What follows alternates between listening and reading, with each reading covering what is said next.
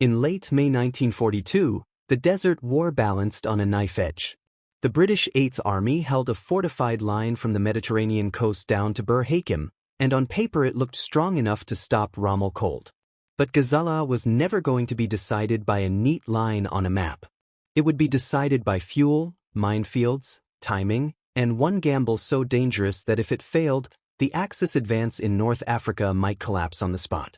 Instead, that gamble broke the line, shattered Allied confidence, and opened the road to Tobruk, Egypt, and the Suez Canal. Module 1. By the spring of 1942, North Africa had become a campaign where geography and logistics mattered just as much as tanks and guns. Control of the region meant control of the coast road, control of ports, and potentially control of the Suez Canal, a vital British imperial lifeline linked to Middle Eastern oil and the route to India. After earlier reverses, the British had built a defensive system west of Tobruk around Gazala, a chain of fortified boxes, minefields, and mobile armored forces intended to absorb an Axis attack and then crush it in the open desert. Rommel, commanding German and Italian forces in Panzerarmee Africa, knew a frontal assault would be costly. So he prepared a plan built on misdirection and movement. The line itself looked formidable. In the north, strong points anchored the front near the coast. Far to the south, Bir Hakeim was held by Free French troops. Between them lay minefields designed to slow any breakthrough and force the attacker into predictable corridors. On a planning map, this looked like the kind of position that should punish an army already stretched across Libya. But desert warfare punished static confidence. A line was only as strong as the speed of its reserves, the clarity of its command decisions, and the quality of the intelligence behind them. Those would become the real fault lines of Gazala. And that is what makes Gazala so compelling. This was not simply a story of one side having more tanks or better crews. It was a story about how a defensive system can look solid, yet fail when pressure lands in the wrong place at the wrong time. Because Rommel was not trying to win the battle everywhere. He was trying to crack it at the seam. On May 26, 1942, the Axis offensive opened. There was action in the north to suggest a more direct assault, but the real blow came farther south. Under cover of darkness, the mobile Axis formations swung around the southern end of the Gazala position in a wide hook aimed behind the British line. The maneuver was bold and dangerous. If it moved fast enough, it could cut off the defenders and roll up the position from the rear. If it stalled, the advancing columns could find themselves stranded in the desert with long supply lines and British armored forces converging on them. Rommel was betting that speed and confusion would beat defensive depth. At first, the gamble did not unfold cleanly. Bir Hakeim held out harder and longer than expected, and the flanking force did not simply sweep past an empty southern flank. That resistance mattered. It lengthened the Axis route, complicated movement, and made the supply problem more dangerous.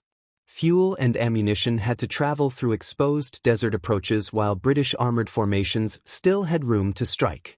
In the opening phase, Gazala looked less like a masterpiece and more like a high-risk operation beginning to snag on the reality of the battlefield. But here's the twist. A dangerous advance can sometimes become even more dangerous when it appears to be failing. That is exactly what happened around the position later known as the Cauldron. Rommel's forward elements, threatened by British moves and pressed by supply shortages, pulled into a defensive pocket backed against the minefields. From the outside, it looked as if the Axis spearhead had trapped itself. From inside that pocket, however, Rommel began turning vulnerability into structure. Anti-tank guns were positioned for killing zones. Armor was placed to strike at the right moment. And crucially, Axis engineers and supporting Italian formations worked to open routes through the minefields, reconnecting the mobile force to its supplies. That changed the battle. Instead of a stranded raiding force, the Axis created a fortified striking base in the middle of the wider fight. The British still had the chance to crush it, but only if they coordinated armor, artillery, infantry, and timing with real precision. That was harder than it sounded. British command under General Neil Ritchie faced the constant problem of reading a fast-moving battle spread across huge distances. Reports were incomplete, timing slipped, and concern over Tobruk competed with the need to finish off the Axis force in the field. Rommel, by contrast, was simplifying the battlefield around one immediate objective: survive the trap, reopen supply routes, and then retake the initiative. This is where the hidden danger of Gazala comes into focus. The British position was not collapsing because the line had been smashed in one blow. It was beginning to wobble because every hour the Axis force remained intact inside the Cauldron increased the chance that the defensive system would lose coherence. A defensive line can recover from a penetration. It struggles to recover when the defender cannot decide whether the greater threat is the breakthrough itself, the port behind it, or the reserves being fed into multiple directions at once. Then came the Allied attempt to reverse the battle. On June 5, the British launched Operation Aberdeen, a counterattack intended to destroy the Axis force in and around the Cauldron. In concept, it was exactly the sort of response Gazala's design was meant to enable: pin the enemy, coordinate blows from different directions, and finish the job. In practice, it went badly wrong. Part of the artillery preparation fell on the wrong location because of an error in plotting the Axis anti-tank screen. Armored brigades advancing into the fight met concentrated anti-tank fire rather than a softened defense. Units attacking from different directions were not synchronized closely enough, and losses mounted quickly. The result was more than a failed attack. It was a transfer of momentum. British armor suffered heavily, and formations that were supposed to deliver the decisive counterstroke instead became disordered and exposed. Rommel saw the opening at once. Rather than remain passively inside the Cauldron, he split his forces and struck outward, especially against British positions and headquarters that were now vulnerable to disruption. Command friction spread. Tactical headquarters were scattered. Infantry units were left unsupported. What was meant to be the moment that ended the Axis gamble became the moment the gamble began to pay off. And yet the battle still was not over. The British line had not vanished. Bir Hakeim still resisted. Coastal boxes still held. Tobruk remained behind the front as both a symbol and a practical prize. But the shape of the campaign had changed. The Axis had survived their most dangerous hour, British armored strength was shrinking, and the initiative was now tilting away from the defenders. The question was no longer whether Rommel's flanking move had been reckless. The question was whether the Eighth Army could stop what came next before the entire desert front began to peel apart. That is the cliff edge. The British still hold ground, but the battle's logic has shifted. The trap has failed. The counterattack has misfired. And Rommel, having escaped destruction, is now preparing to break the line for real.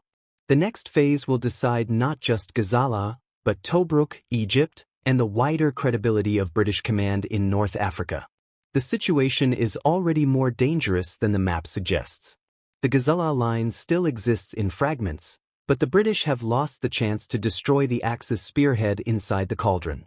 Rommel has supply routes reopened through the minefields, Bir Hakeim is under growing pressure, and every additional tank the Eighth Army loses makes the defensive system less able to recover.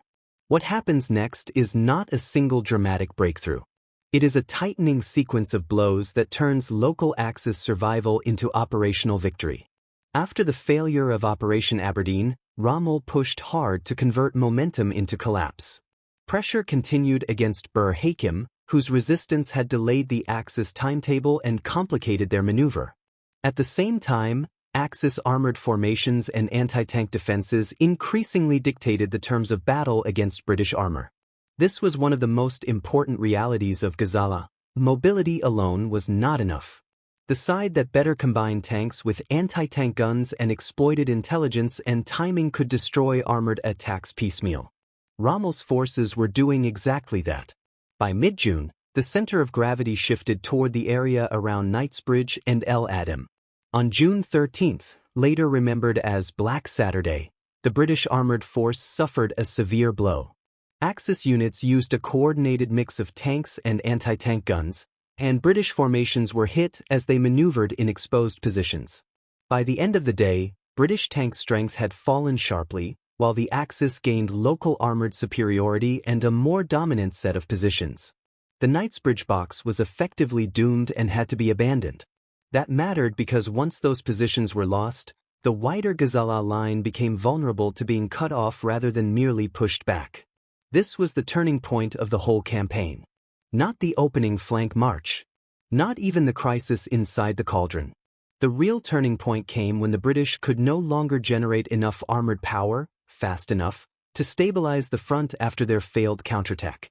From that moment, the question stopped being how to restore the original line. It became how to avoid a wider disaster. And once a commander is thinking about escape routes instead of battlefield restoration, the initiative is already gone. But here's the deeper consequence. Gazala did not end at Gazala. Its collapse immediately transformed Tobruk from protected rear base to exposed target. That port had enormous practical value. It sat closer to the front than the long supply haulback through Libya, and it contained large stocks accumulated for future Allied operations. It also carried symbolic weight. Tobruk had become famous in 1941 for holding out under siege. In British political and public imagination, it represented resilience. In June 1942, that symbolism became a burden, because it encouraged hopes that Tobruk could matter again in the same way, even though the military situation had changed dramatically. The British command picture around Tobruk was confused and compromised. Earlier, senior commanders had agreed the port should not necessarily endure another long siege at all costs. Defenses had not been maintained to the same standard as in 1941, and material had been stripped from Tobruk to help build the Gazala Line. The garrison contained many inexperienced troops, and once the 8th Army was driven back, the port risked isolation without the conditions that had made the earlier defense possible. That is one of the most important corrections to the myth of Tobruk in 1942. This was not the same fortress in the same campaign with the same strategic geometry. On June 17, with the Gazala position broken, the Allies withdrew eastward and Tobruk was left exposed. Rommel moved fast. Rather than pause for a long set-piece siege, he attacked the port aggressively. On June 20, after heavy air support and concentrated pressure against a weak point on the eastern perimeter, Axis forces penetrated the defenses. The speed of the collapse shocked Britain and the wider Allied command. By June 21, the garrison surrendered. Around 33,000 Allied troops were taken prisoner, and the Axis seized major stocks of fuel, water, food, and transport. Even British vehicles became part of the pursuit eastward. That payoff was enormous. Tobruk gave Rommel not just prestige but immediate operational fuel. Captured supplies helped sustain the advance at the moment when the Axis logistical system should have been nearing its limit. The victory also had political consequences. In Britain, the fall of Tobruk was felt as a national shock, second only to Singapore in symbolic impact according to Britannica's summary of the period. Hitler promoted Rommel to field marshal. And within Allied command, Gazala and Tobruk drove urgent reassessment. Neil Ritchie was removed, Claude Auchinleck took direct command of the 8th Army, and the entire campaign entered a new emergency phase as the Axis pressed toward Egypt. And this is where the road to the Suez narrative becomes real. With Gazala lost and Tobruk fallen, Rommel's forces drove into Egypt in late June and early July 1942. The danger was no longer theoretical. If the Axis could force another breakthrough, Alexandria and the Suez Canal came into the realm of possibility, with major implications for British imperial communications and Middle Eastern oil. Yet Gazala also contained the seeds of its own limit. The farther Rommel advanced, the longer and more fragile his supply line became, even with captured stocks from Tobruk. Victory had opened the road east, but it had not solved the desert's central problem, sustaining a mobile army across immense distances under constant pressure. That is why Gazala matters so much in military history. It was both Rommel's greatest battlefield success and a lesson in the difference between operational brilliance and ultimate strategic endurance. At Gazala, he outmaneuvered the British system, survived the crisis inside the Cauldron, exploited their failed counterattack, destroyed their armored balance, and then captured Tobruk with astonishing speed. Those achievements changed the campaign immediately. They shook Allied leadership, revived the Axis position in North Africa, and created the conditions for the next showdown at El Alamein. But they did not end the war in the desert. They pushed it toward its climactic phase. So what really happened at Gazala? A risky flanking attack nearly became a fatal overextension. A defensive line designed to absorb shock lost coherence under pressure. A failed counterattack handed momentum to the attacker. And once armored superiority shifted, Tobruk stopped being a bastion and became a prize. The Battle of Gazala was not won by a single bold move alone. It was won by surviving the moment when boldness should have failed, and then turning that survival into collapse on a campaign scale. If Gazala proves anything, it is that the most dangerous decision in a campaign is not always the first gamble, but the moment a defending army fails to punish it. If this episode helped you see that turning point more clearly, like the video, share it, subscribe, and turn on bell notifications for more World War II campaign breakdowns. And in the comments, tell me this: was Gazala decided by Rommel's nerve, or by the British failure to destroy the Cauldron when they still had the chance?